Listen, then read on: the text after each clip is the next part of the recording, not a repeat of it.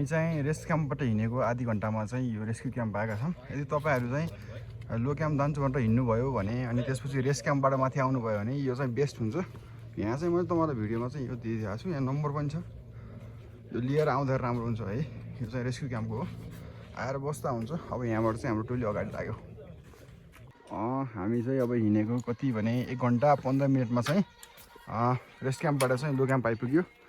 यसो छ यस्तो सर ए बा बङ्गाले है यस्तो बाटो चाहिँ दियोस्, जङ्गलकै जङ्गल बाटो मजा छ। अब यहाँबाट चाहिँ तल गइयो भने सिदिङ गइन्छ है। यो चाहिँ हाम्रो भोलिको यात्रा हो, सिदिङ हुँदै। आज चाहिँ हामी चाहिँ यता लुम्ले हुँदै के भन्नु आएको काँडे हुँदै आइयो। हिजो चाहिँ हामी यताबाट सिदिङ गाउँ हुँदै लगभग 4-5 घन्टामा सिदिङ पुगिन्छ। त्यहाँबाट जिप लिएर फर्कियौँ हामी चाहिँ। यो भयो, यस्तो छ यहाँ है, सबै कुराहरू छन् है।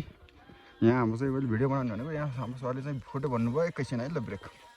लो क्याम्पमा चाहिँ यस्तो छ है, बहुतै तुमालो लागेको छ, गुइरो लागेको छ। जस चाहिँ यहाँ चाहिँ बस्नको लागि चाहिँ राम्रो व्यवस्था रहेछ है। हामी चाहिँ अहिले चाहिँ ठ्याक्क मिडल क्याम्प आयो। एकछिन यहाँ त पानी सानी खान्छ गर्छ। यसको आधी घन्टामा बादल डाँडा पुग्छ अनि रेस्ट गर्छ। त्यसको 2 घन्टामा फेरि उता पुग्छ हाई क्याम्प। हाम्रो 2जना टोली चाहिँ अगाडि नै भागिसक्यो। अब हामी 2जना मात्र छौँ, निचान र म। अब कहाँ पुगेर कुर्नु भएको छ कि अगाडि जानुपर्छ केही भएन, डेस्टिनेसन एउटै हो। यस्तो पुरै गुराँसको फुलहरू चाहिँ अबको 15 दिनपछि आउने भने त फुलहरू हेर्न पाइन्छ गुराँस फुलेको। तर अहिले चाहिँ अलि छिटो आइयो हामी। ल टोलीलाई भेट्टाइयो यहाँ हाम्रै अगाडि। ठिक छ ठिक छ। निशान्त उतै बसे जान्न भन्छन्। टोली यहाँ छ यस्तो। यहाँ त बियर खानु पाइन्छ है गाइजहरू, जाडो छ। चिया खाने र अहिले बादल डाँडामा कफी खाइयो। अब हामी चाहिँ उकालो उक्लिन्छौँ।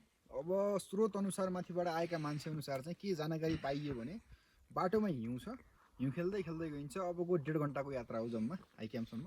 मजा छ। Cheers cheers cheers. हामी चाहिँ अहिले चाहिँ पुरा हिउँमा यस्तो जमिरहेछौँ है, मस्त छ। हामी चाहिँ अब अलिकति बाटो अप्ठ्यारो पनि छ है। यहाँ निशान भाइ र म चाहिँ यस्तो मजा लिइरहेछौँ। अब हाम्रो यात्रा चाहिँ अब माथितिर हिँड्दैछ, हिउँको बाटो हिँड्दैछौँ है।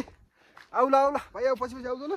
ल मैले जाँदा टेक्छु त्यही टेकेर है, फेरि लोटिन्छ। ल ल ल ल यो मजा छ छनलाई गाइजहरू है, एकदम यो ढले ढलेवाला छ। अब यो जङ्गलको सफारी हो। 2जना यहाँ हामी हेर्नुहोस् यस्तो छ ए 360 भ्यू। ए ल गाइजहरू ल हामी चाहिँ अहिले हिँड्छौँ है एकछिनलाई। ल अहिले मजा छ गाइजहरू होइन, मजाले स्नोमा खेल्न सक्नुहुन्छ। यस्तो पनि छ है सर र आउनुहोस्, सिजन यही हो। चियर्स। के गर्छौ? गोली छु कफी।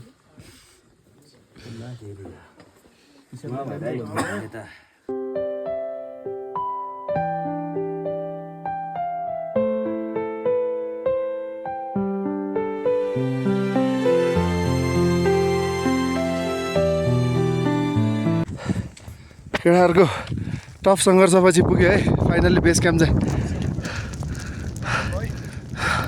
चिया पसल चाहिँ मन छ है, तर केटा हो आज नपुग्ला जस्तो लागेको थियो। भ्यू केही हेर्न नपाए चाहिँ नि बेस क्याम्प चाहिँ पुगेको छौँ है।